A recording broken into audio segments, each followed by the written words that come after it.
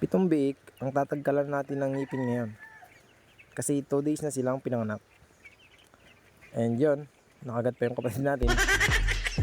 So napakahirap pa lang magtagkal ng ngipin ng biik, no? So first time ko kasi ganito. Dati kasi ang inaalagaan ko patiner lang. So pakalipas ng 4 na buwan, ibibenta na or 3 buwan. So ngayon, nag-alaga ako ng inahin. And sa loob ng 1 taon, ito na yung resulta niya. Ayun yung isa, tumalon pa. Yun.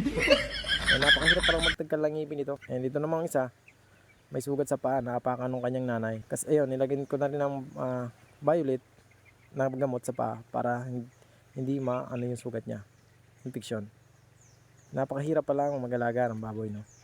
So tiyaga lang and sakripisyo kasi napakatagal niya. So sa loob ng 4 na buwan or 5 buwan bago siya maibit. Ayun nga, yung sugat nakikita nyo may violet. So, bago ipasok ko ulit sa kanyang kulungan, nilagyan ko pa ulit siya ng isa pang spray para malagyan lahat. Yung mga aso, mga tropa natin, sobrang kukulit, no?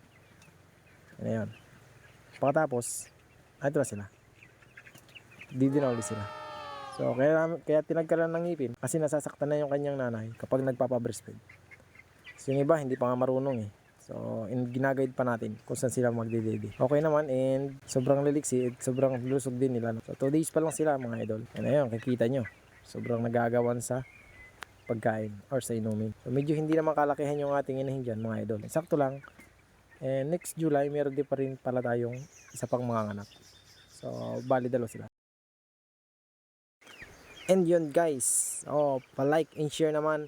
And follow na rin sa ating TikTok account mga idol. And maraming salamat. God bless.